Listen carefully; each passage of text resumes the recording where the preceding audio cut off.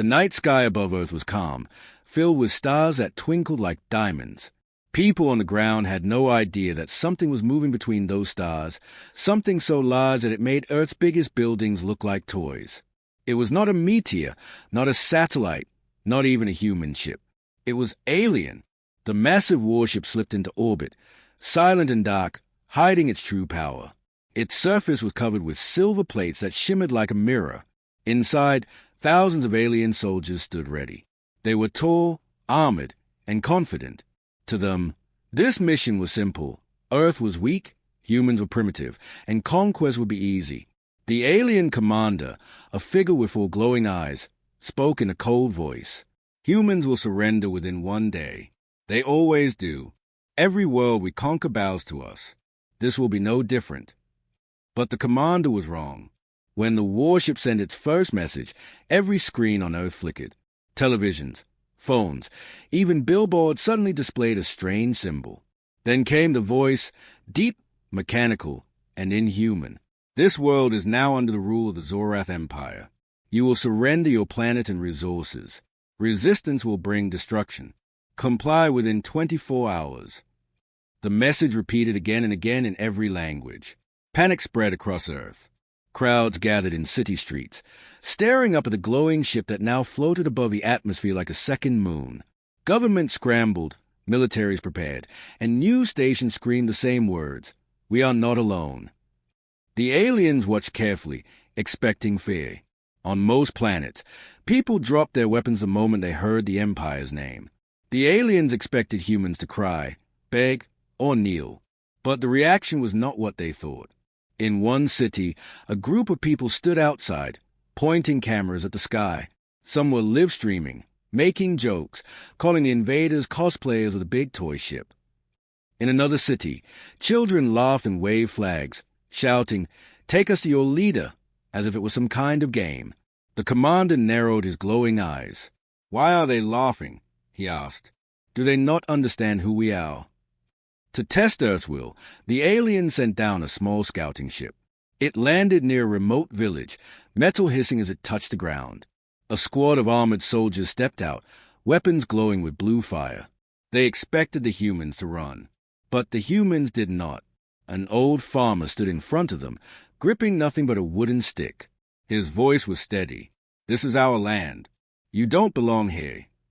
The alien soldier laughed, a sharp metallic sound. He raised his weapon, ready to fire.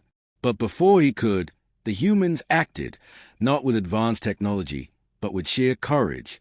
A group of villagers threw rocks, bottles, even burning torches. The aliens were stunned. No other species dared to fight them with such weakness. The soldiers returned fire, blasting the ground. But the villagers kept coming.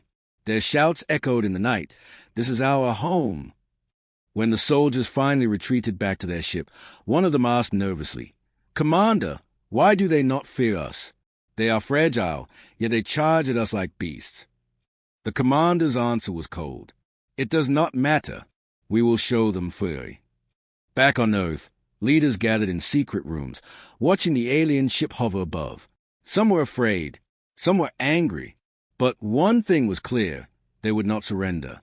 The president of one nation spoke firmly. "We may not have their technology, but we have something they don't. We have people who will never give up." That night, fighter jets were scrambled, satellites redirected, and every soldier prepared for the worst. Humanity was uniting, even if only for survival. In space, the alien commander gave his final warning. His voice boomed across every device once more. "You had your chance. Tomorrow, we begin your destruction." But far below, humans whispered something else. "Let them come." The stars looked the same as always, but the galaxy was about to change forever. For the first time in history, aliens had come to Earth expecting weakness. Instead, they found defiance. The commander could not know it yet, but this small blue planet, this so-called primitive world, was about to outshine every empire in the stars. And this was only the beginning. The alien warship remained above Earth like a giant shadow, its size blocking out part of the stars. People across the world could see it, glowing faintly like a predator waiting to strike. The Zorath Empire had given its warning. The deadline was over. Humanity had not surrendered. Inside the warship, the alien commander paced across the metal floor. His 4 glowing eyes burned with anger. These humans do not fear us. Very well. We will remind them why we are the masters of this galaxy. He turned to his generals. Send a strike force. Take one of their cities. Burn it to the ground. Let the others watch. They will beg for mercy once they see our power. A smaller attack ship broke away from the mothership, descending through Earth's atmosphere like a falling star. Its engines roared as it cut across the sky. People in the city below pointed, screamed, and ran for shelter. The ship landed with a quake that shook buildings and cracked the streets. The alien soldiers stepped out, tall and armored, with glowing rifles that hissed with deadly energy. They marched forward in perfect formation, believing victory was already theirs. This city will fall within the hour, one alien said proudly. But humans were ready. Hidden in the shadows, soldiers, police, and even ordinary people had prepared traps. They did not have energy rifles or flying machines, but they had something else, creativity and courage. The first clash began in the narrow streets. Aliens expected humans to fight head-on, but instead they were ambushed. Explosives hidden in trash bins went off, shaking the road. Molotov cocktails rained from rooftops, setting the ground on fire. The aliens raised their weapons, confused by the chaos. "Where are their soldiers?" one alien shouted. The answer came from all sides. Humans appeared from windows, alleys, and tunnels, attacking in groups. Some carried old rifles, others homemade bombs, and some carried nothing but courage. They fought like ghosts, striking and vanishing before the alien could respond. The commander of the ground force growled in frustration. "They are disorganized, but dangerous. They fight like hunters." The aliens pushed deep into the city, but every step was a trap. Bridges collapsed under them. Cars filled with explosives blocked their path. At one point, a group of children even released drones, small toys modified with cameras and fireworks, to confuse the enemy. The aliens fired wildly at the buzzing machines, wasting energy, while human snipers used a distraction to strike. Hours passed. The aliens, who thought they would conquer in minutes, found themselves cornered. Smoke filled the air. Fires lit up the night. Human voices echoed from the darkness. "You will not take this city. This is our home." An alien soldier, his armor cracked, whispered to his captain, "They do not fight like the others. They are unpredictable." The captain growled, "They are savages." But deep inside, even he began to feel fear. By dawn, the aliens had lost more men than expected. Their weapons were powerful, but their enemy was everywhere. They could not break human morale. Every time they thought the humans had given up, another ambush came. Finally, the alien captain called for retreat. Smoke poured from their damaged ship as it lifted into the air, leaving behind destruction but not victory. The people of the city gathered in the streets, bruised and blooded, but still standing. They had survived the first test. They had made the impossible happen. They had forced the invaders to retreat. News spread quickly. Across the world, people heard the story. Ordinary humans had stood against the galaxy's most feared warriors, and won. Inside the mothership, the alien commander slammed his fist against the wall. "How is this possible? They were supposed to be weak." One of his advisors, pale with fear, answered quietly, "Commander, these humans fight as if every battle is their last. They fight not for survival alone, but for each other. No empire has faced such a thing before." The commander's glowing eyes narrowed. "Then they are more dangerous than I thought." For the first time, the Zorath Empire felt something new, something they had never felt in centuries of conquest. Not victory, not dominance, but fear. And far below, humans whispered with pride, "We are not done yet." The war had only begun, but already the galaxy was learning a lesson. Humans were not easy prey. They were predators too. The city still burned from the last battle. Smoke rose into the sky, and the streets were filled with rubble. Yet, among the ruins, humans stood tall. They had survived the first invasion force. They had pushed back the soldiers of the Zorath Empire, something no other conquered world had ever done. The alien commander was furious. His glowing eyes narrowed as he studied the reports. How did a primitive world wound our soldiers? They have no plasma rifles, no starships, no shields. Explain this failure. One general stepped forward, his voice shaking. Commander, humans fight differently. They do not follow rules. They improvise. They adapt too quickly. The commander growled. Nonsense. They are animals. Crush them, and they will break. But already, strange things were happening. In the ruins of the city, human engineers worked day and night, studying scraps of alien technology left behind. Broken rifles, fragments of armor, even small drones, all were collected, examined, and taken apart. Within a week, scientists had discovered how to power one of the rifles using human batteries. Within 2 weeks, hackers had cracked part of the alien communication code. And within a month, human factories were quietly producing hybrid weapons, half human, half alien. The aliens watched in disbelief. On most worlds, it took centuries for a conquered race to understand Zorath technology, but humans were learning it in days. One alien scientist, observing secretly, whispered in horror, "They learn too fast. Too fast. If they continue, they will surpass even us." Meanwhile, on the battlefield, human soldiers also began to adapt. They learned how to predict alien attack patterns. They discovered weaknesses in alien armor, small joints between plates where bullets could slip through. They even studied the alien language, shouting insults in the middle of combat to confuse their enemies. During one skirmish, an alien soldier froze when a human yelled at him, in perfect Zorath dialect, "Go home, invader. This planet will never kneel." The aliens stumbled back, shocked. They already speak our tongue. Fear spread quietly among the troops. The Zorath Empire had always been powerful because of fear. But now, for the first time, the fear was theirs. Back on Earth, leaders met in hidden bunkers. One general spoke firmly. "We cannot outmatch their strength, but we can outthink them. Every mistake they make, we must learn from it. Every weapon they drop, we must rebuild. Every code they send, we must crack." And so humanity began to change. Soldiers became spies. Farmers became engineers. Students became hackers. Every human played a role. The aliens noticed a change too. In one battle, they expected an easy victory, but the humans used captured alien drones against them. The drones flew in strange patterns, carrying explosives that hit supply lines. In another battle, humans tricked the aliens with false signals, broadcasting fake distress calls to lure them into traps. The alien commander slammed his fist on the table. Impossible! How can a primitive race learn so much in so little time? One of his advisors answered slowly, his voice heavy with dread. "Commander, they are not just fighting us. They are becoming us." But that was only half the truth. Humans were not just copying alien ways, they were improving them. They took alien technology and reshaped it into something faster, sharper, and deadlier. On one battlefield, a group of human soldiers unveiled a strange new weapon, a plasma rifle that fired with twice the speed of the original. The aliens froze, stunned. That rifle was their design, but better.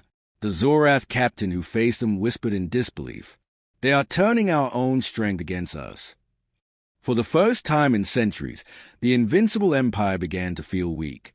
Yet, what scared the aliens the most was not the stolen weapons. It was a human spirit. Even when wounded, even when cornered, humans refused to give up. They laughed in the face of danger. They worked together like no other species. And when one human fell, 10 more would rise to take their place. The alien commander stood before the star map of Earth, his 4 glowing eyes fixed on the small blue planet. His voice was low and tense. "They should not be able to resist us. They should not be able to learn so fast. If this continues, they will become a threat to the entire empire." He paused, and then his voice dropped to a whisper. "Perhaps they already are." Far below, on Earth, a young engineer looked up at the night sky. He held in his hands a rebuilt alien communicator. He smiled faintly and said to his friend, "Let them watch us. Let them see. We're only getting started." And somewhere deep in space, the galaxy began to whisper a warning. "Beware the humans. They are not like the others." The Zorath Empire had conquered hundreds of worlds. Every time, it followed the same plan.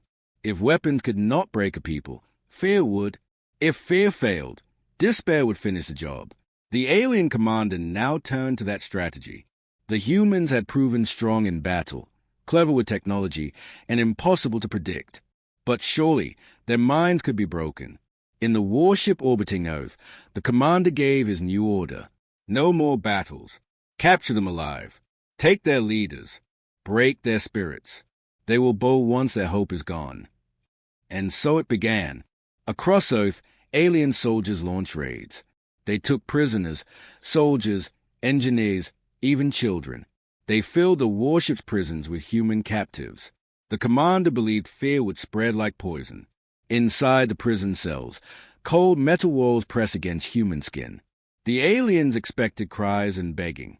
But what they heard instead shocked them. Laughter. One human, beaten and bruised, leaned back against the wall and said, "This place has better food than my school cafeteria." Others chuckled, even as God growled in confusion. When the aliens tried threats, humans answered with jokes. When they tried silence, humans filled the cells with songs.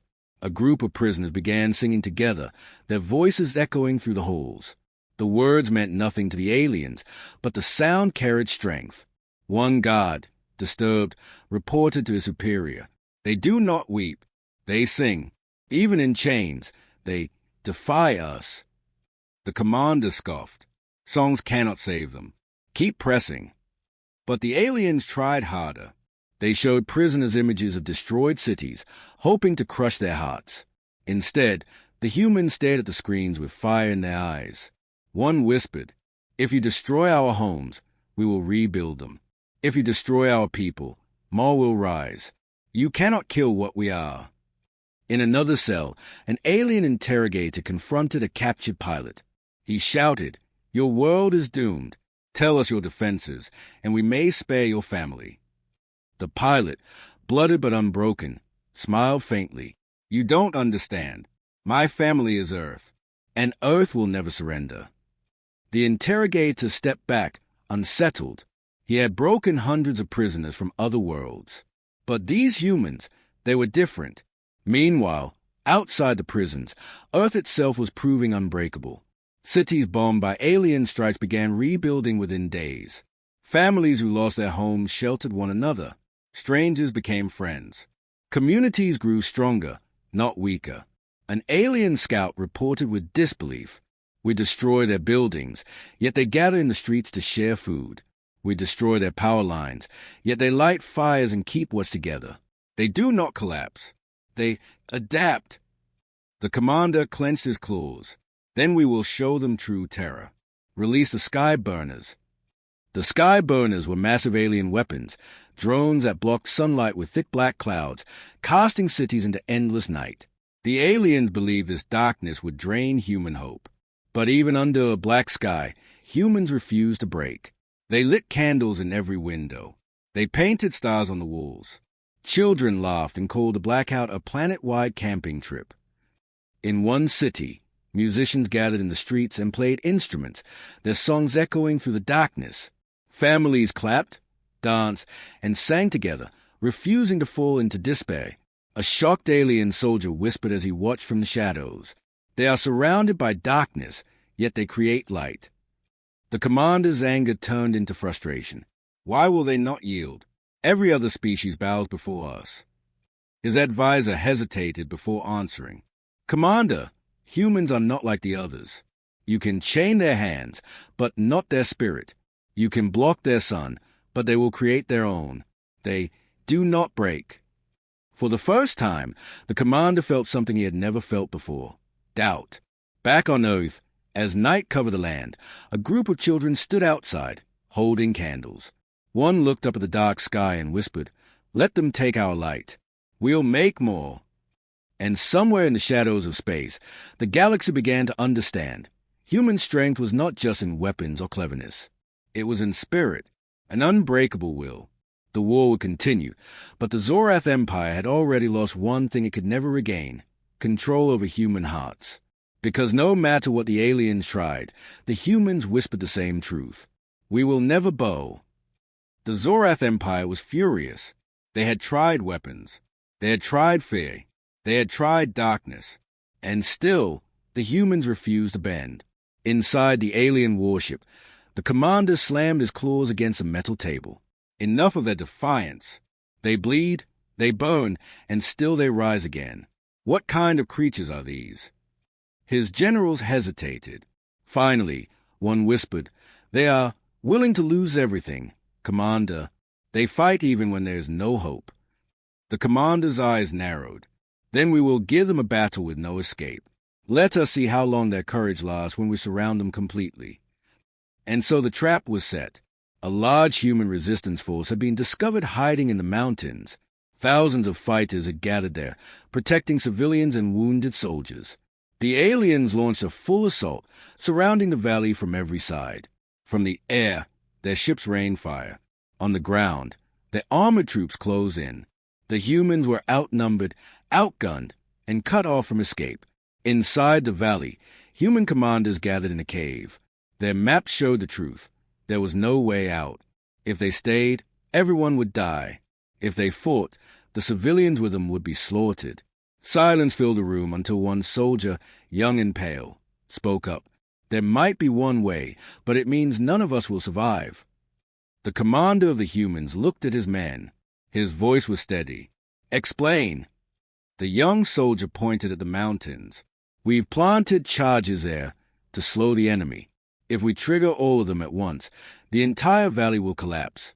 The aliens will be buried alive. The civilians might escape through the tunnels, but we will not." The room went quiet. The plan was unthinkable. On any other world, no soldier would agree to such a fate. But hey, one by one, the humans nodded. "For our families. For Earth. For the future." The commander's eyes burned with pride. "Then we will do it. We may fall, but humanity will rise." Outside, the battle raged. Alien soldiers marched closer, their weapons glowing in the dark. They expected the humans to panic, to beg, to flee. Instead, they saw something terrifying. The humans were charging forward. Not running away, charging straight at the enemy lines. With fierce cries, they struck again and again, forcing the aliens back. Explosions rocked the valley as humans triggered the charges. The mountains shook. Rocks tumbled. The aliens began to realize something was wrong. "They are not fighting to win," one alien gasped. "They are fighting to sacrifice." The human commander gave the final order. "Detonate everything. Now." The ground split apart. Mountains collapsed in a thunderous roar. A wall of stone and fire swallowed the valley, burying alien troops and human fighters alike. From the tunnels, civilians fled into the night, guided by the last soldiers who had chosen to stay behind. When the dust settled, the valley was silent. The aliens had been crushed. The humans who remained had given their lives to save others. Word of the event spread quickly across Earth and beyond. The humans had done something no alien could understand. They had chosen death, not for themselves, but for others. Inside the alien warship, silence filled the commander's chamber as a report was read. Thousands of alien troops destroyed. Victory taken by human sacrifice. One general, pale with disbelief, whispered, "No species does this. No empire throws away its best fighters willingly. It makes no sense." Another added, "They value something more than survival. They fight for love, for loyalty, for one another. How do we defeat such beings?" The commander's claws trembled. For the first time, he had no answer, because to the Zorath Empire, survival was everything. But to humans, survival was not enough. They fought for meaning, for family, for the future. Far below, among the ruins of the valley, the survivors gathered. Children cried, but their parents held them close, whispering words of pride. "They gave their lives for you. They chose to stand so you could live." And across the galaxy, the whispers grew louder. Humans are dangerous because they do not fear death. The stars above shone cold and distant, but for the first time in history, the Zorath Empire understood a terrifying truth. They were facing a species that could not be broken, because when humans fought, they did not fight to live. They fought to matter.